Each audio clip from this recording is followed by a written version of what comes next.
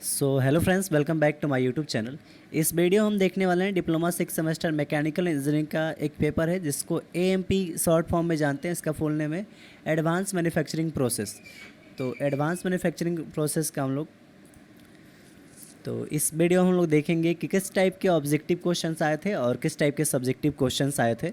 उन सभी का हम लोग एनालिसिस देखेंगे अच्छे से, और सब्जेक्टिव क्वेश्चन का भी कुछ थोड़ा आंसर हम आपको प्रोवाइड करेंगे कि किस तरह से हमें सब्जेक्टिव क्वेश्चन का आंसर देना है।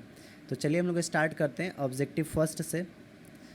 तो सबसे फर्स्ट ऑब्जेक्टिव है a device in which a component is held and located for a specific operation and buses are integrated that guide the tool is called। तो देखिए, एक होता है जिग और एक होता है फिक्चर। एक आपने पढ़ा होगा फिक्चर और एक पढ़ा होगा आपने जिग। तो फिक्चर जो होता है वो केवल वर्कपीस को गाइड करता है, यानी वर्कपीस को अगर केवल होल्ड करना है तो वहाँ पे हम लोग फिक्चर का यूज करेंगे। और अगर वर्कपीस को भी होल्ड करना है और टूल को गाइड भी करना है तो वहाँ पे हम लोग किसका यूज करेंगे, जिग का। तो यहाँ पे दोनों की बात किया गया है कि held to locate a specific operation, buses are integrated that guide the tool is called. तो इसको हम लोग किस नाम से जानते हैं, जिग के नाम से जानते हैं। ऑप्शन ए जो होगा इसका करेक्ट आंसर होगा। नेक्स्ट क्वेश्चन हम लोग देखते हैं। नेक्स्ट क्वेश्चन है fixture are used in connection with. तो फिक्सर का यूज हम लोग किसके कनेक्शन के लिए करते हैं, तो वो हम लोग ड्रिलिंग ऑपरेशन के लिए करते हैं। किस ऑपरेशन के लिए, ड्रिलिंग ऑपरेशन के लिए। एक मिनट ज़रा चेक कर लेते हैं इस क्वेश्चन को हम, जस्ट वेट। सॉरी, इसका जो आंसर होगा वो ड्रिलिंग नहीं होगा, मिलिंग ऑपरेशन होगा। यहाँ पे फिक्सर आपसे पूछा था। तो फिक्सर जो होता है वो वर्कपीस को होल्ड करता है। तो वर्कपीस को होल्ड करने वाला काम हम लोग मिलिंग ऑपरेशन में करते हैं, और मिलिंग ऑपरेशन में टूल मूव करता है आपका, और वर्कपीस भी मूव करता है, बट वर्कपीस आपका फिक्सर के द्वारा फिक्स किया जाता है वहाँ पे। नेक्स्ट हम लोग देखते हैं third number, how jig are in term of weight compare to fixture. तो जिग और फिक्सर में किसका वेट के कंपेरिजन क्या है, तो jig are lighter than fixture. Option B है jig are equal in weight of fixture of same operation. Option C जो है वो है jig are heavier than fixture. और ऑप्शन डी है कैन नॉट सेव। तो इसका करेक्ट आंसर आपका ए हो जाएगा, ऑप्शन ए। ये हो जाएगा आपका jig are lighter than fixture. तो जिग जो होता है वो फिक्सर से हल्का होता है। अगला है फोर्थ नंबर क्वेश्चन। तो फोर्थ नंबर क्वेश्चन है the device which place to work piece in same position in jig and fixture cycle after cycle is called as. तो उसको हम लोग किस नाम से जानते हैं, उसको हम लोग, एक मिनट। तो इसका जो करेक्ट आंसर आपका होगा ऑप्शन सी हो जाएगा, लोकेटिंग डिवाइस। लोकेटिंग डिवाइस इस क्वेश्चन का करेक्ट आंसर होगा। अगला हम लोग देखते हैं fifth number question, with the use of jig and fixture labour cost decreases, labour cost increases, labour cost decreases. और यहाँ पे जो देखिए ये जो ऑप्शन है, ऑप्शन ए और सी दोनों सेम है, लेबर कॉस्ट डिक्रीज। और ये जो सी ऑप्शन है वो भी है लेबर कॉस्ट डिक्रीज। और लास्ट ऑप्शन है नॉन ऑफ द मेंशन। तो इसमें तो ए और जो सी ऑप्शन है वो दोनों सेम है, और बी है लेबर कॉस्ट इंक्रीजेज। तो इसमें क्या ऑप्शन होगा हमको ये बताना है। तो इस क्वेश्चन का जो करेक्ट आंसर होगा ऑप्शन ए होगा, और ऑप्शन सी भी होगा। अगर हम जिग और फिक्सर का यूज करते हैं तो किस लिए करते हैं, ताकि उससे मेरा समय बच सके, यानी लेबर कॉस्ट जो हो सके वो क्या हो सके, डिक्रीज हो सके, श्रम लागत जो है वो कम हो सके, या श्रम लागत घट सके, दोनों सेम चीज़ है। तो ऑप्शन ए और ऑप्शन सी में अगर आप कोई भी टिक करेंगे तो यहाँ पे ये सही होगा, ऑप्शन बोथ आर सही है। सिक्स नंबर क्वेश्चन है in a horizontal boring machine the dash dash in that part of machine which is fitted on the floor of the shop and has a box like casing. तो option A है bed, option B है head stock, option C है carriage, और option D है tool head. तो इसमें कौन सा ऑप्शन होगा वो हमको टिक करना है। तो उसको हम लोग वेड के नाम से जानते हैं। ऑप्शन ए जो होगा इसका करेक्ट आंसर हो जाएगा वेड। वेड होगा इसका करेक्ट आंसर। नेक्स्ट क्वेश्चन हम लोग देखते हैं seventh number question, the following hold the work piece securely in a jig or fixture against the cutting force? Option A है लोकेटिंग डिवाइस, ऑप्शन बी है क्लैंपिंग डिवाइस, ऑप्शन सी है guiding device और option D है indexing device. तो इसमें बोला है कि वर्कपीस को काटने वाली जो फोर्स होती है उसको कौन जो होता है वो सुरक्षा प्रदान करता है या सिक्योरिटी कौन प्रोवाइड करता है। तो इसको हम लोग कौन सा डिवाइस बोलते हैं। तो इस क्वेश्चन का करेक्ट आंसर हो जाएगा क्लैंपिंग डिवाइस। क्लैंप कर देते हैं और उसका सिक्योरिटी क्या हो जाता है, बढ़ जाता है। यानी कि अगर हम क्लैंप कर देंगे, किसी चीज़ को बांध देंगे तो क्या होगा, अगर हम उस पर कटिंग फोर्स लगाएंगे तो वो वर्कपीस इधर उधर नहीं जाएगा और मेरा जो प्रोसेस है वो इजली हो जाएगा। तो यहाँ पे क्या हो जाएगा, क्लैंपिंग डिवाइस। नेक्स्ट क्वेश्चन हम लोग देखते हैं, question number 8। How is the die used in injection moulding cooled? यानी इंजेक्शन मोल्डिंग में डाई को किस प्रकार ठंडा किया जाता है। तो इसका करेक्ट आंसर पहला ऑप्शन है, ऑप्शन ए ऑयल है, ऑप्शन बी एयर है, ऑप्शन सी वाटर है और ऑप्शन डी जो है कंटेक्ट विथ कोल्ड सरफेस। तो कोल्ड सरफेस से कंटेक्ट किया, इसमें जो करेक्ट आंसर होगा आपका, तो इसका करेक्ट आंसर जो है ऑप्शन सी है वाटर। वाटर के द्वारा हम इसको ठंडा करते हैं। अगला है 9th number question, which of the following material is not made by injection moulding? तो इसमें से कौन सा जो मटेरियल है जिसको हम लोग इंजेक्शन मोल्डिंग से नहीं बना सकते। पहला है नट, दूसरा ऑप्शन है ट्यूब्स, तीसरा है कार हैंडल्स और ऑप्शन डी है इलेक्ट्रिक फिटिंग्स। तो इसमें जो करेक्ट आंसर होगा आपका वो है, तो इसका जो करेक्ट आंसर होगा आपका ऑप्शन नंबर बी हो जाएगा ट्यूब्स। नेक्स्ट हम लोग देखते हैं 10th number question, in blow moulding to inflate soft plastic which medium is used? तो ब्लो मोल्डिंग में जो सॉफ्ट प्लास्टिक होते हैं उनको ब्लो कराने के लिए, उनको फुलाने के लिए किस प्रोसेस का यूज हम लोग करते हैं। पहला है एयर का, दूसरा वाटर का, तीसरा ऑयल और चौथा है अल्कोहल यानी शराब का। तो इसका करेक्ट आंसर जो आपका है, तो उसके लिए हम एयर का यूज करते हैं, तो कॉमनली बात है ऑप्शन ए इसका करेक्ट हो जाएगा। अगला हम लोग देखते हैं 11 number, which of the following moulding process is widely use for the manufacturing of plastic बोतल? तो किस तरह का मोल्डिंग प्रोसेस जो होता है उसको हम लोग ज़्यादा यूज करते हैं प्लास्टिक बोतल बनाने में। तो पहला ऑप्शन है कंप्रेशन मोल्डिंग, दूसरा ऑप्शन है इंजेक्शन मोल्डिंग, तीसरा ऑप्शन है जेट मोल्डिंग और चौथा ऑप्शन है ब्लो मोल्डिंग। तो इसमें जो होगा, तो इसका करेक्ट आंसर आपका ऑप्शन नंबर डी हो जाएगा ब्लो मोल्डिंग। नेक्स्ट है हम लोग देखते हैं 12th number, what is the full form of USM is in advance machining process? तो USM का फुल फॉर्म क्या है? तो ऑप्शन ए है अल्ट्रासाउंड मशीनिंग, ऑप्शन बी है अल्ट्रासोनिक मशीनिंग, ऑप्शन सी है UV spectrum manufacturing, option D है अल्ट्रासोनार machining. तो इसका जो करेक्ट आंसर आपका हो जाए, एक ये फुल फॉर्म पूछा है, तो इसका जो फुल फॉर्म होता है वो होता है अल्ट्रासोनिक मशीनिंग प्रोसेस। तो ऑप्शन जो होगा इसमें बी करेक्ट हो जाएगा। नेक्स्ट क्वेश्चन देखते हैं 13 number, USM removes material using the dash dash tool. तो अल्ट्रासोनिक मशीनिंग जो होता है वो किसका यूज करके मटेरियल को रिमूव करता है। ऑप्शन ए है परपेंडिकुलरली रोटेटिंग, ऑप्शन बी है परपेंडिकुलरली ऑसिलेटिंग, ऑप्शन सी है एक्सियली ऑसिलेटिंग, ऑप्शन डी है इंक्लाइंड ऑसिलेटिंग। तो इसका करेक्ट आंसर आपका ऑप्शन नंबर सी हो जाएगा एक्सियली ऑसिलेटिंग। नेक्स्ट हम लोग देखते हैं 14 नंबर क्वेश्चन, इन AGM यानी ultrasonic jet abrasive jet machining, AGM का फुल फॉर्म होता है abrasive jet machining, which of the following material are use as abrasive grain? पहला ऑप्शन है Al2O3, दूसरा ऑप्शन है SiC, तीसरा ऑप्शन है ग्लास ब्लेड, चौथा ऑप्शन है ऑल ऑफ दी मेंशन। तो इसमें हम लोग सबका यूज करते हैं, Al2O3 का भी, SiC का भी, ग्लास का भी और ऑल ऑफ द एबव इसका करेक्ट आंसर हो जाएगा। तो फाइनल आंसर जो होगा इसका ऑल ऑफ द एबव हो जाएगा। नेक्स्ट क्वेश्चन हम लोग देखते हैं 15 number question, in abrasive jet machining workpiece material of removed by which of the following means? तो बोला है अब्रेसिव जेट मशीनिंग प्रोसेस में हम लोग मटेरियल को किस तरह से रिमूव करते हैं। तो ऑप्शन ए है वेपोराइजेशन, ऑप्शन बी है इलेक्ट्रोप्लेटिंग, ऑप्शन सी है मैकेनिकल अब्रेशन और ऑप्शन डी है कोरोजन।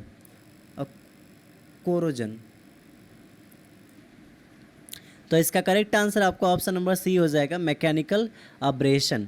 नेक्स्ट क्वेश्चन देखते हैं, क्वेश्चन नंबर हम लोग 16, विच code is use for circular interpolation clockwise direction. तो सर्कुलर इंटरपोलेशन है और क्लॉकवाइज डायरेक्शन में, तो इसके लिए हम क्या यूज करते हैं, G01 का। तो ऑप्शन जो होगा ऑप्शन ए इसमें करेक्ट हो जाएगा, G01। नेक्स्ट है 17 number question, what is part programming. तो पार्ट प्रोग्रामिंग क्या है, तो पहला ऑप्शन ए है instruction to machine, option B है instruction to supervisor, option C है इंस्ट्रक्शन टू मैनेजर और ऑप्शन डी है इंस्ट्रक्शन टू ऑपरेटर। तो इसमें क्या ऑप्शन होगा, तो ये आपका हो जाएगा instruction to machine, option A इसमें करेक्ट हो जाएगा। पार्ट प्रोग्राम में हम क्या कर देते हैं, मशीन को इंस्ट्रक्शन देते हैं काम करने के लिए। अगला है 18 number question, which motor is use for table movement of CNC milling.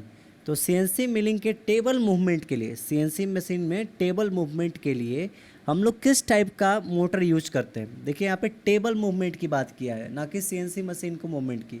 तो टेबल मूवमेंट के लिए हम लोग किस मोटर का यूज करते हैं। तो देखिए उसका टेबल मूव करना बहुत ही प्रेसाइज या बहुत एक्यूरेट करना चाहिए, ताकि उससे मेरा जो वर्कपीस है वो सही से कटे और उसका ऑपरेशन सही से हो। तो उसके लिए हम लोग सर्वो मोटर का यूज़ करते हैं और सर्वो मोटर बहुत ही प्रेसाइज मोटर होता है। अगर इसको 1 डिग्री पे भी रोटेट कराना है तो हम सर्वो मोटर के हेल्प से करा सकते हैं। नेक्स्ट है 19 number question, what is G code for linear interpolation. तो लीनियर इंटरपोलेशन के लिए जी कोड क्या होता है, कौन सा जी कोड हम लोग यूज करते हैं, उसके बारे में पूछा गया है। तो देखिए लीनियर इंटरपोलेशन के लिए हम लोग किसका यूज़ करते हैं, G01 का यूज़ करते हैं। अच्छा एक क्वेश्चन और था, एक सर्कुलर इंटरपोलेशन का था, एक मिनट ज़रा हम इसको चेक कर लेते हैं। लीनियर इंटरपोलेशन का एक है, तो लीनियर इंटरपोलेशन के लिए आपको G01 यूज करना है, ये तो ठीक है। सॉरी, ये जो क्वेश्चन था आपका 16th नंबर, इसमें जो था इसमें पूछा था आपको सर्कुलर इंटरपोलेशन क्लॉकवाइज डायरेक्शन। तो ये थोड़ा सा आप लोग इसको ठीक कर लेंगे। इसका करेक्ट आंसर आपका जो होगा वो G02 होगा।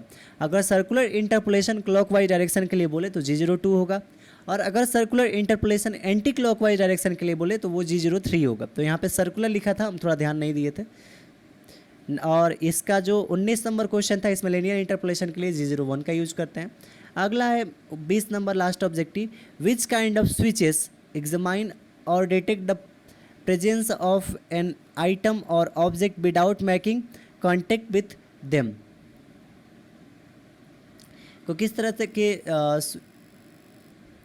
तो कौन से स्विचेस है जिसका बिना कंटेक्ट किए हुए वो जो आइटम होता है या कोई भी प्रोडक्ट होता है, ऑब्जेक्ट होता है, उसको डिटेक्ट कर लेते हैं। तो उसको हम लोग प्रॉक्सिमिटी सेंसर बोलते हैं, स्विचेस बोलते हैं। ऑप्शन नंबर ए जो होगा इसमें करेक्ट हो जाएगा, ऑप्शन ए इसमें करेक्ट हो जाएगा। अब हम लोग आते हैं ग्रुप बी में, और ग्रुप बी में देखते हैं किस टाइप के क्वेश्चन थे। तो ग्रुप बी में फर्स्ट क्वेश्चन है, what difference between jig and fixture. तो देखिए जिग और फिक्सर का मेन डिफरेंस ये है कि जिग जो होता है वर्कपीस को होल्ड भी करता है और साथ साथ टूल को गाइड भी करता है, बट फिक्सर जो होता है वो केवल वर्कपीस को होल्ड करता है। और एक डिफरेंस हम लोग बोल सकते हैं कि जिग जो होता है वो फिक्सर के कंपेरिजन में लाइटर होता है या हल्का होता है, और फिक्सर जो होता है जिग से क्या होता है, हेवियर होता है यानी भारी होता है। इसका और पार्ट जो इसमें पूछा है, explain conical locator with a neat sketch. तो कोनिकल लोकेटर क्या होता है, उसको नेट स्केच से दिखाना है। तो सबसे पहले कोनिकल लोकेटर होता क्या है उसके बारे में समझ लीजिए। तो conical locator are often use to locate holes with large diameter variation. अगर लार्ज डायमीटर का वेरिएशन हो रहा है तो वहाँ पे हम लोग कोनिकल लोकेटर का यूज करते हैं। इसका फिगर भी अगर आप देखना चाहें तो फिगर आप देख सकते हैं, एक हम फिगर यहाँ आप फिगर ऐसे गूगल से भी देख सकते हैं कोनिकल लोकेटर का। नेक्स्ट हम लोग देखते हैं third number question, explain transfer moulding with a neat sketch. तो ट्रांसफर मोल्डिंग क्या होता है उसको एक नेट स्केच के हेल्प से बताना है। तो ट्रांसफर मोल्डिंग क्या होता है, transfer moulding is a process of forming components in a closed mould from a thermosetting materials that is conveyed under pressure. तो ये इसका डेफिनेशन हो सकता है, और आप इसका फिगर भी गूगल से देख सकते हैं और इसका फिगर आप ड्रॉ कर सकते हैं। तो ये ट्रांसफर मोल्डिंग होता है। नेक्स्ट है इसका और वाला पार्ट हम लोग देखते हैं। और वाला पार्ट में बोला है explain open front machine type jig boring with neat sketch. Open front machine type jig boring. तो इसका थोड़ा सा हम आपको बता देते हैं। ये जो हम लोग open front machining type jig boring का यूज करते हैं, उसका हम लोग यूज वहाँ करते हैं जहाँ पे ज़्यादा बड़ा होल हो, यानी इन लार्ज होल हो। और अगर हमको circular recess of material cut करना हो तो वहाँ पे हम लोग किसका यूज़ करेंगे, ओपन फ्रंट मशीनिंग का यूज़ करते हैं। नेक्स्ट है 4th number question, right the advantage disadvantage in application of laser beam machining. तो लेज़र बीम मशीनिंग का एडवांटेज क्या है, डिसएडवांटेज क्या है और एप्लीकेशन क्या है। तो देखिए लेज़र बीम मशीनिंग जो प्रोसेस है इसका, तो सबसे पहले ये समझ लीजिए कि एडवांटेज जो है, तो पहला तो ये लेज़र बीम मशीनिंग एडवांटेज ये हो सकता है कि ये जो होता है बहुत ही प्रिसाइज और एक्यूरेट कटिंग करता है और एक्यूरेट मेजरमेंट।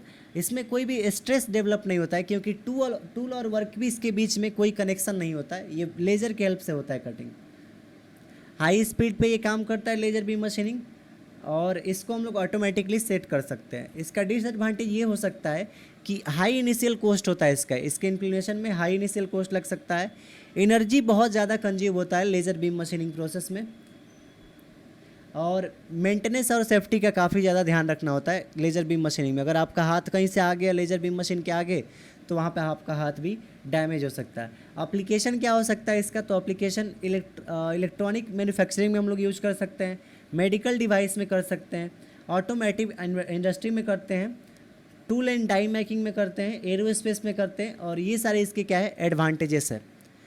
इसका और पार्ट हम लोग देखते हैं, explain role of dielectric fluid in ECM। ECM का मतलब हो गया electrochemical machining, right it's character. तो देखिए डाई इलेक्ट्रिक जो फ्लूइड होता है उसको हम लोग ECM यानी इलेक्ट्रोकेमिकल मशीनिंग में इसलिए यूज़ करते हैं ताकि जो मेरा एनोड और कैथोड है उनके बीच में एक गैप होता है, तो उस गैप के बीच इलेक्ट्रिसिटी को फ्लो करने के लिए हम लोग ड्राई इलेक्ट्रिक फ्लूइड का यूज़ करते हैं, और जिससे कारण मेरा मटेरियल क्या हो जाए, रिमूव हो जाए, जिस शेप का हमको मटेरियल रिमूव करना है।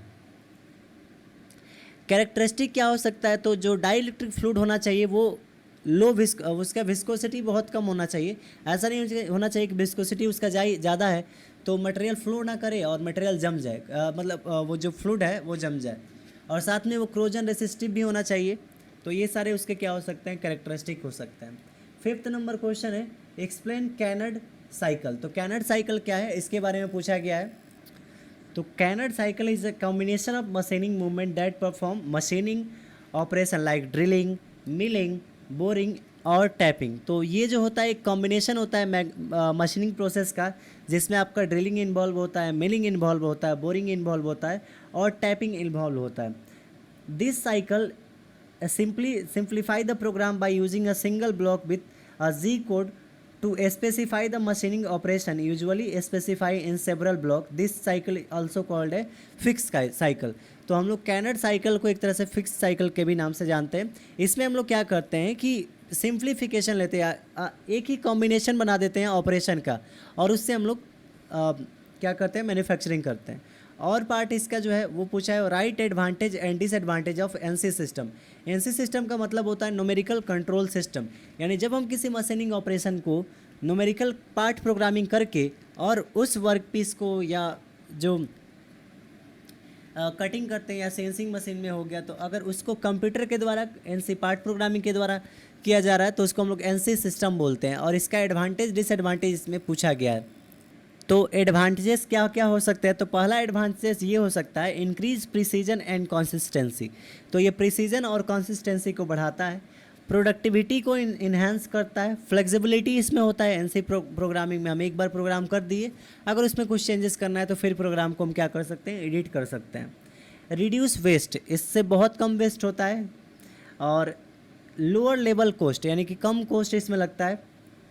इम्प्रूव सेफ्टी, और इसमें सेफ्टी का भी सेफ्टी भी बना रहता है, क्योंकि अगर नॉर्मल कोई मान लेते हैं कोई पर्सन है, अगर वो क्या कर रहा है, किसी मशीन को ऑपरेट कर रहा है, तो वहाँ पे चांस रहता है कि ह्यूमन से क्या हो सके, गलती होने, एरर होने का चांसेस है, तो उससे उसके सेफ्टी पे भी खतरा पड़ता है। बट मशीन जब कोई काम करता है तो वो बिना रुके बिना थके हर चीज़ काम करता है, तो उसके पास एरर होने का चांस कम है, जिससे सेफ्टी जो होता है वो बना रहता है। डिसएडवांटेज क्या हो सकता है, तो इसका इनिशियल कॉस्ट हाई होता है, टेक्निकल स्किल चाहिए, जो पर्सन प्रोग्राम लिखेगा उसके पास हाई स्किल होना चाहिए, नहीं तो वो प्रोग्राम को नहीं लिख पाएगा। और एनसी कंट्रोल जो है वो इलेक्ट्रिसिटी पे डिपेंडेंट होता है। देखिए जब एनसी कंट्रोल आ गया तो उसको तो इलेक्ट्रिसिटी सप्लाई देना होगा, तभी ना वो मूवमेंट करेगा। और मेंटेनेंस और रिपेयर भी टाइम टाइम से ज़रूरी है। अगर कोई भी पार्ट में थोड़ा भी एरर आया तो वो पूरे प्रोसेस में एरर ला देगा। इसमें जो एनसी कंट्रोल सिस्टम से जॉब डिस्प्लेसमेंट हो सकते हैं, क्योंकि अब एनसी मान लीजिए पहले 100 मेंबर मिलके किसी काम को करते थे, अब वही उसी काम को मशीन कर रहा है, तो उसमें क्या होगा कि जॉब जाने का भी खतरा बना हुआ है एनसी कंट्रोल सिस्टम से। तो इसके एडवांटेज और डिसएडवांटेज ये हो सकते हैं। 6 नंबर क्वेश्चन है एक्सप्लेन प्रिंसिपल ऑफ एसपीएम। तो एसपीएम क्या होता है? Special purpose machining.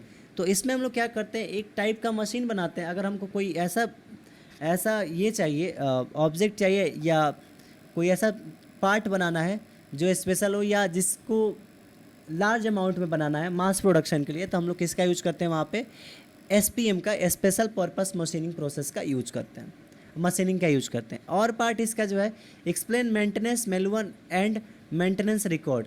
तो पहला तो मेंटेनेंस क्या होता है, तो किसी मशीन का मेंटेनेंस का ये मतलब हुआ कि जब कोई मशीन चल रहा है तो उसमें कुछ ना कुछ वेयर और टेयर भी हो सकता है, तो उसका टाइम टाइम पे चेकिंग करते रहना, उसके द्वारा होने वाले जो खतरे हैं उसके सेफ्टी पे ध्यान देना कि अगर उसको अगर ह्यूमन एक ऑपरेट कर रहा है तो उसको सेफ्टी मिल सके, या उस मशीन के कारण जो भी हमारा मैन्युफैक्चरिंग प्रोसेस हो रहा है उसमें कोई एरर ना आए, तो उन सारी चीज़ों को कंट्रोल हम लोग मेंटेनेंस के हेल्प से करते हैं।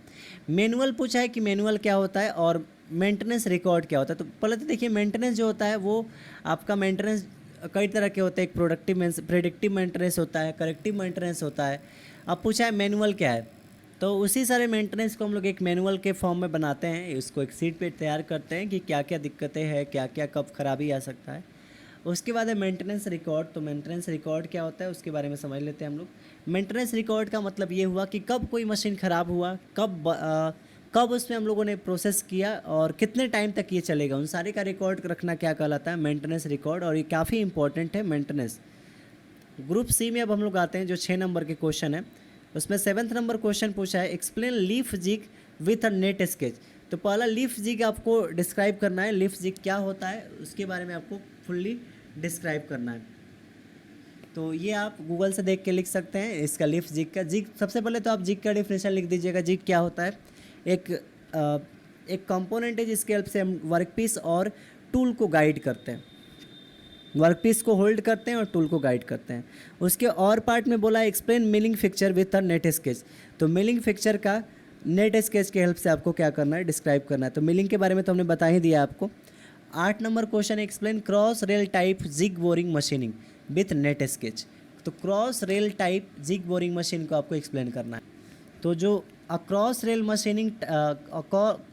Rail type boring machine is design primary for handling large and heavy workpiece that required precise boring operation. तो बोरिंग ऑपरेशन के लिए हम लोग इसका यूज करते हैं। और कहाँ पे? जहाँ पे लार्ज वर्कपीस को हैंडल करना है या उसका डिजाइनिंग करना है, तो वहाँ पे हम लोग किसका यूज़ करते हैं? Rail type jig boring machine का यूज करते हैं। और इसका है write application of plastic and explain limitation of plastic. तो एप्लीकेशन ऑफ प्लास्टिक तो बहुत है, इतना एप्लीकेशन हम लोग प्लास्टिक को भर भर के हम लोग यूज़ करते हैं। आजकल फ़ोन से लेकर प्लास्टिक से लेकर हमारे जो भी दैनिक की चीज़ें वहाँ पे हम लोग प्लास्टिक का यूज़ करते हैं। इसका लिमिटेशन क्या है कि प्लास्टिक को हम लोग हर जगह यूज़ नहीं कर सकते, क्योंकि प्लास्टिक को अगर हम हर जगह यूज़ कर सकते हैं तो प्लास्टिक के कारण बहुत ज़्यादा पोल्यूशन फैल रहा है। तो इस पर हमें ध्यान देना होगा, इसके ये लिमिटेशन हो सकते हैं। 9th नंबर क्वेश्चन है explain the principle and working of abrasive jet machining. तो ऑब्रेसिव जेट मशीनिंग का प्रिंसिपल और वर्किंग आपको डिस्क्राइब करना है। तो ऑब्रेसिव जेट मशीनिंग में हम लोग क्या करते हैं कि एक नोजल के हेल्प से हम लोग अब्रेसिव ग्रेन को पास कराते हैं मटेरियल पे और उसके द्वारा मटेरियल रिमूव होता है। अगला है और part explain the principle and working of wire cut EDM. Wire cut EDM का मतलब हो गया कि इलेक्ट्रिक डिस्चार्ज मशीनिंग में वायर के द्वारा कट किया जाता है, उसका प्रिंसिपल आपको एक्सप्लेन करना है। ईडीएम बहुत ही अच्छा एक मशीन है जिसमें इलेक्ट्रिसिटी के कारण हम लोग क्या करते हैं? मटेरियल को रिमूव करते हैं। और ईडीएम में जो क्या बोलते हैं, ये टॉलरेंस होता है बहुत ही कम होता है या नेग्लेक्टेड होता है। आपने देखा होगा कई जगह यूट्यूब पे भी कई वीडियो शॉर्ट वीडियो आते हैं जहाँ पे कुछ ऐसा ऑब्जेक्ट कटा होता है और एक ऑब्जेक्ट को दूसरे में फिर से लगाते हैं तो ऐसा लगता है कि वो ऑब्जेक्ट जो है दोनों सेम था, उसमें कोई भी कट नहीं था। तो वो सारे कट हम लोग एडीएम मशीनिंग से करते हैं, जिसमें जीरो टॉलरेंस मशीनिंग इसको बोल सकते हैं। तो एडीएम को हम लोग जीरो टॉलरेंस मशीनिंग भी बोलते हैं। 10th नंबर क्वेश्चन है, differentiate between open loop and close loop control system. तो देखिए, ओपन लूप कंट्रोल सिस्टम क्या होता है? एक ऐसा कंट्रोल सिस्टम जिसमें फीडबैक नहीं होता है, फीडबैक सिग्नल नहीं होता है। यानी कि हमने इनपुट जो दिया तो हमें क्या मिल गया? एक आउटपुट मिल गया। अब आउटपुट जो है, मान लेते हैं कि हमको क्या करना है, हम हीट सप्लाई कर रहे हैं और हमारा जो वाटर है उसको 100 डिग्री तक ठंडा करना है और हम हीट देते जा रहे हैं तो वाटर यहाँ पे हीट होते जा रहा है। अभी 100 डिग्री हीट हो गया, लेकिन आउटपुट में जो हीट है वो मिलते जा रहा है, बराबर हीट मिलते जा रहा है, और जिसके कारण ये जो वाटर है वो बहुत ज़्यादा हीट हो जा रहा है। मतलब 100 करना था, ये 110 हो गया। तो इसमें कोई भी फीडबैक नहीं है, ताकि आउटपुट से इनपुट को कोई कनेक्शन मिल सके कि कब इनपुट को ऑपरेट होना है और कब इनपुट को ऑफ होना है। But close loop control system में एक आपका फीडबैक भी होता है, वो आउटपुट और इनपुट के साथ कनेक्टेड होता है। जिस वैल्यू पे आउटपुट को कनेक्ट किया जाता है उस टाइम तक इनपुट सप्लाई होता है और उसके बाद इनपुट को फीडबैक के द्वारा कट कर दिया जाता है। और इसका है explain limit switch with its advantage. तो लिमिट स्विच क्या होता है और उसका एडवांटेज भी आपको लिखना था। तो लिमिट स्विच का हम लोग यूज़ किस लिए करते हैं? लिमिट स्विच का यूज़ करते हैं हम लोग किसी ऑब्जेक्ट के परजेंस या एब्सेंस या पासिंग, या मान लेते हैं कोई ऑब्जेक्ट आ रहा है जा रहा है, कब पास कर रहा है, उसका पोजीशनिंग कहाँ पे है, उसके लिए हम लोग लिमिट स्विच का यूज़ करते हैं। इसके एडवांटेज क्या क्या हो सकते हैं? तो ये प्रिसीजन और रिलायबल होता है और इसका ड्यूरेबिलिटी होता है, डायरेक्ट कंट्रोल इसको किया जाता है, कॉस्ट इफेक्टिव होता है और simple to install and maintenance होता है। तो ये इसके कुछ एडवांटेजेस हो सकते हैं। लास्ट क्वेश्चन 11 नंबर है, explain TPM principle and write the waste which TPM eliminate in manufacturing sector। तो TPM क्या है इसके बारे में आपको लिखना था। तो TPM क्या होता है? TPM होता है आपका टोटल प्रोडक्टिव मेंटेनेंस। TPM जो होता है टोटल प्रोडक्टिव मेंटेनेंस, इसका मतलब ये हुआ कि एक ऐसा मेंटेनेंस जिसके कारण जीरो ब्रेकडाउन टाइम हो। जीरो ब्रेकडाउन टाइम का मतलब ये हुआ कि जब किसी फैक्ट्री में काम चल रहा है तो उसके मेंटेनेंस होते रहे, ताकि उसके कारण कोई मशीन ख़राब ना हो और उसका जो वर्किंग है वो चलते रहे। जैसे मान लीजिए कि आपने किसी मशीन को मेंटेनेंस नहीं किया और 10 दिन बाद वो मशीन ख़राब हो गया, तो जितने देर तक वो ख़राब हो गया उतना देर डिले हो गया, तो वो जो कहलाता है वो ब्रेकडाउन टाइम कहलाता है। तो उस ब्रेकडाउन टाइम को हम लोग TPM के हेल्प से सॉर्ट करते हैं। और TPM इसलिए करते हैं, यानी टोटल प्रोडक्टिव मेंटेनेंस हम लोग इसलिए करते हैं ताकि हमारा ब्रेकडाउन टाइम कम हो सके या ज़ीरो ब्रेकडाउन टाइम मिले। अब इसका और पार्ट में था, और पार्ट में पूछा था एक्सप्लेन रिपेयर कम्प्लेक्सिबिलिटी और house keeping with its advantage. तो रिपेयर कम्प्लेक्सिबिलिटी क्या है इसके बारे में आपको लिखना था। तो आई होप आपको ये वीडियो पसंद आया होगा। So thanks for watching my video and keep supporting and subscribe my YouTube channel. Next video में इंडस्ट्रियल ऑटोमेशन और डिजास्टर मैनेजमेंट और डिज़ाइन ऑफ मशीन एलिमेंट का अपलोड करने वाले हैं। इससे पहले हमने एंटरप्रेन्योरशिप और स्टार्टअप का वीडियो अपलोड कर दिया है, तो वो वीडियो आप जाके मेरे चैनल पे देख सकते हैं। सो आई होप आपको ये वीडियो पसंद आया होगा। So thanks for watching my video and keep supporting and subscribe my YouTube channel.